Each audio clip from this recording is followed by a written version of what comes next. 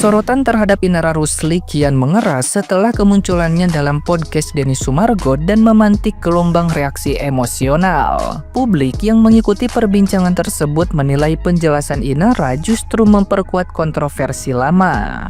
Posisi Inara yang dulu dikenal sebagai sosok perempuan tersakiti kini dipandang berbeda, terutama setelah ia menyampaikan pandangannya dengan landasan agama. Alih-alih meredakan situasi, kemunculan itu justru memicu kemarahan netizen yang berbakti yang merasa pendekatan tersebut tidak tepat dengan konteks persoalan yang terjadi. Kolom komentar pun dipenuhi hujatan bernada keras. Banyak netizen yang berbakti menilai Inara terlalu sering membawa agama dan figur Nabi dalam pembelaan dirinya, sehingga dianggap berlebihan. Sebagian lainnya mengaku muak dan menyebut sikap Inara sangat berbeda dari citra yang dulu mereka kenal. Bahkan ada pula komentar sinis yang mengaitkan reaksi ini dengan masa lalunya bersama Virgon, seolah menjadi pembenaran atas perubahan persepsi publik. Rentetan komentar tersebut menunjukkan bagaimana satu penampilan di podcast mampu menggeser simpati menjadi penolakan masif, sekaligus menempatkan Inara di pusaran kritik yang semakin tajam dan personal. Nah, gimana nih menurut netizen yang terhormat? Silahkan berkomentar ya. Ini contoh orang yang gak pernah mau disalahin, selalu ngerasa bener. Sedunia nih orang udah tahu salah tapi gak minta maaf. Nih dari 59 menit aku cuma nonton di 32 menit nih. Denny Sumargo sampai kehabisan kata-kata nih ngomong sama orang ini nih.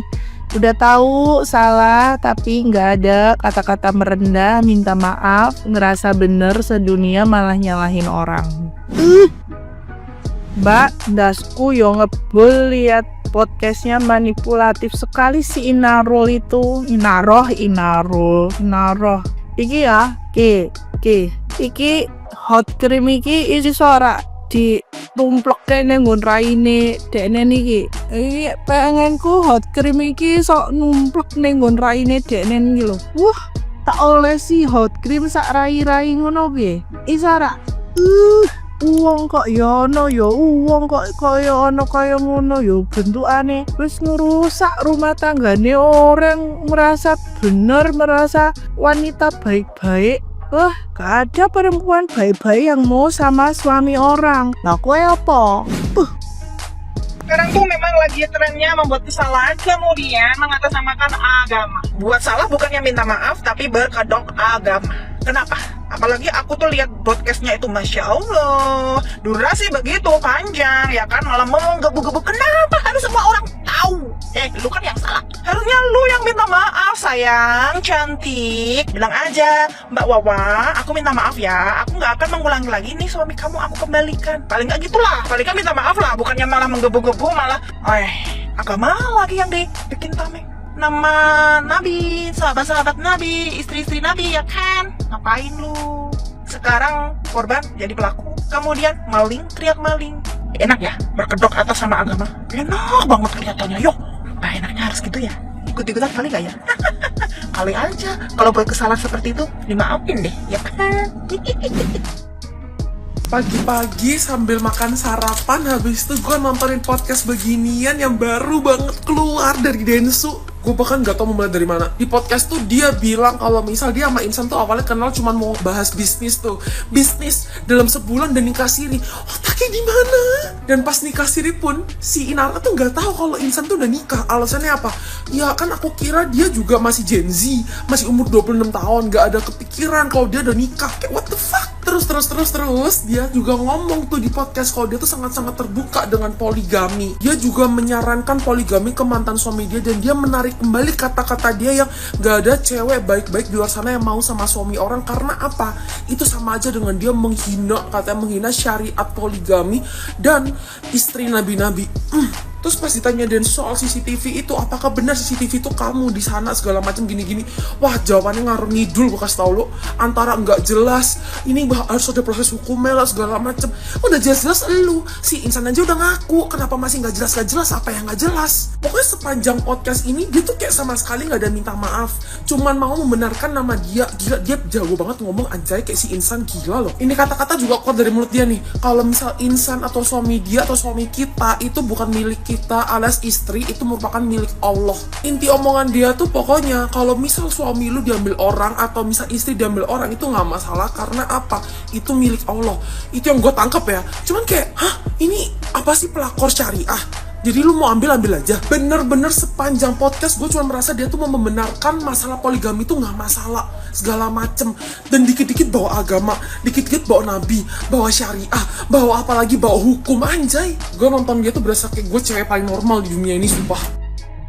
Aku sudah nonton, pokoknya intinya di situ kalau kalian berharap ada permintaan maaf kepada istri saya, itu tidak ada sama sekali. Dia tidak merasa bersalah, soalnya dia merasanya ya Inul yang salah gitu, dia tidak salah guys. Dalam podcast dia bilang katanya nikahnya tanggal belasan, padahal Inul bilangnya tanggal 7. Lah videonya itu tanggal 8. Iya toh, kamu tuh kok udah dipelajari dan diinget-inget dulu kayak gitu. Salah toh. Dia juga menasihati istri saya bahwa sebagai istri seharusnya tidak mengumbar-ngumbar aib rumah tangga. Pas dia nanya, kamu kan dulu juga kayak gitu toh. Dia jawabnya, ya dulu aku salah. Raimu sen dasim. Menit 3445 aja dia ndak ragu, dia pengen ketemu bertiga. Kalau misalkan Inul itu udah di deadline, ndak bisa memenuhi deadline-nya untuk ketemuin bertiga itu, pokoknya sebagai istri aku ndak boleh mendahului ya apa yang harus dilakukan suami, ngambil sikap untuk menceraikan istrinya yang lain. Jamin darah tinggimu mesti kumat. Menit 46:58 guys. Lu aku mengizinkan untuk mantanku poligami. Soalnya ya kalau misalkan aku tuh kurang melayani dia dan lain sebagainya. Ini dia memang ngonek wawa ngoneku guys. Panjang podcast gila-gila koreksi wawa pokoknya. Juga bilang kalau kondisinya sekarang Inul itu lagi terpuruk tapi masih menafkahi dan banyak berkorban. Alhamdulillah, alhamdulillah juga. Makin gue lihat itu podcastnya, semakin kamu akan menyimpulkan bahwa mereka memang jodoh guys. Ini dia sedih soalnya dia ditaruh di tengah-tengah, tidak tahu apa-apa loh ya. Dia diposisikan menjadi orang jahat, padahal hatinya itu sangat lembut. Nggak, kamu kan nggak mau minta maaf soalnya kamu takut kalau nggak dimaafin. Maafnya gimana? Wong aku diblok semua kan gitu. Kalau di media yang ngapain apa netizen bakal maafin aku setelah aku minta maaf. Dia minta maaf tuh bukan buat dimaafin mbak, itu adalah modal kita hidup di dunia ini. Maaf dan terima kasih. Itu harus kantel di kamu. Apalagi ini kamu sudah jelas-jelas bersalah loh mbak. Astagfirullahaladzim. Pokoknya di sana dia pintar ngeles dengan dia bawa-bawa agama dan ngotot untuk ketemu istri stah. Gelem mbak Wawa, ya. Ini Eling, apa jalan deh kamu? Nggak tahu ya caranya supaya kamu nggak insecure sama saya. Si Eling ya mah. Waktu ditanya dia meteng apa tidak, dia tidak jawab guys. Bulat-bulat dia bilangnya ya tidak menyangga, ya tidak mengiyakan. Silahkan simpulkan sendiri. Wow. Pokoknya yang darah tinggi jangan nonton loh ya. Kemana jedek? Setelah dia melakukan hal yang sama, barulah dia bilang, aku tuh sebenarnya menyesal karena perkataan aku yang waktu dulu-dulu. Perkataan yang ya masalahnya tidak ada perempuan baik-baik yang menjadi suaminya orang, ya kan? Ternyata setelah dia melakukan hal yang sama, barulah dia menyesali. Kalau seandainya dia tidak melakukan hal ini, dia tidak akan menyesali.